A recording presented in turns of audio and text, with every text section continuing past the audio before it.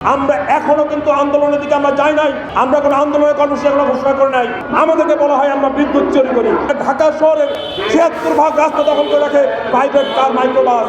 তারা মাত্র যাত্রী বহন করে মাত্র ৬ জন।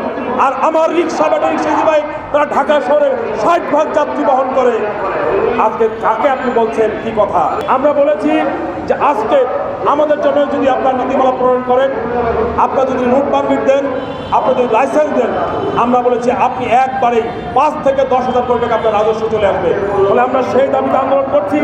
আমরা বলেছি আমাদের চালকদেরকে প্রশিক্ষণ দিতে হবে। আমাদের চালকদেরকে প্রশিক্ষণ দিবেন, তাহলে শৃঙ্খলার মধ্যে আসবে।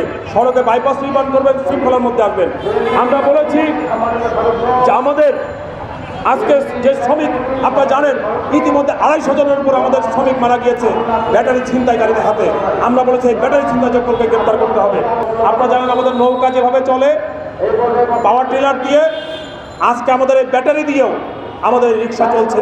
অনেক দেশের মানুষ এটা দেখে আশ্চর্য হয়েছে। সেটাকে আজকে আস্তে ধীরে চলতে চলতে এখন কিন্তু অনেকটা আধুনিক হয়েছে। যমুনা ইলেকট্রনিক্সের সুপার এক্সচেঞ্জ অফারে একের ভিতর ৩ পুরনো বদলে নতুন নিন যমুনা ইলেকট্রনিক্স। এখন মোটা চাকা হয়েছে, এখন ব্রেক হয়েছে, সামনে পিছনে ব্রেক, হাইড্রোলিক ব্রেক হয়েছে, এন্টিকাটার হয়েছে, অনেক ধরনের সিকিউরিটি মেজার কিন্তু আমাদের এই লোকাল যে মেকানিক তারাই কিন্তু করেছেন। কিন্তু আমরা আশ্চর্যের সাথে লক্ষ্য করলাম আজকে প্রেস ক্লাব সহ সারা বাংলাদেশে যত আন্দোলন হয়, সমস্ত আন্দোলনের দাবি পূরণ করতে গেলে সরকারের টাকা খরচ হবে। কিন্তু এই আজকে আমরা যারা এখানে বসেছি তাদের দাবি যদি মেনে নেওয়া হয়, সরকারের একটি টাকাও খরচ হবে না। উল্টো সরকারের রাজস্বে হাজার হাজার কোটি টাকা ঢুকবে। প্রিয় বন্ধুগণ, ফলে আজকে আমরা পরিষ্কার করে বলতে চাই, আমরা কোষাগার থেকে টাকা নেওয়ার জন্য আসি নাই। আমরা কোষাগারে টাকা জমা করার জন্য আজকে ১২ বছর ধরে আন্দোলন করছি। আমাদেরকে বলা হয় আমরা বিদ্যুৎ চুরি করি। আমরা পরিষ্কার করে বলতে চাই আমরা বিদ্যুৎ চুরি করি না। বিদ্যুৎ যারা চুরি করে, বিদ্যুৎ যারা কারসাজি করে, তারা দেশ ছেড়ে পালিয়েছে এবং আরো অনেকেই আছে। আমরা বলতে চাই আমরা ২৫ টাকা পার ইউনিট বিদ্যুৎ আমরা কিনি।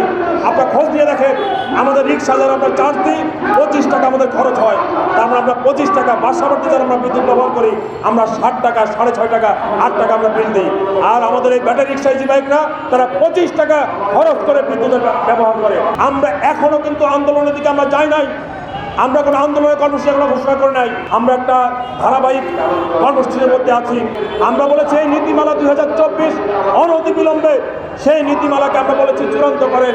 চূড়ান্ত করে গেজেট করে আমাদেরকে অবশ্যই গাড়িগুলোকে নিবন্ধনের মধ্যে আনেন, লাইসেন্সের মধ্যে আনেন এবং আমাদের রুট পারমিট প্রদান করেন। আমরা বলেছি প্রতিটি রাস্তায়, সড়ক মহাসড়কে সেখানে বাইলেন সার্ভিস রোড আপনারা নির্মাণ করেন। আমরা প্রধান সড়কে উঠতে চাই না।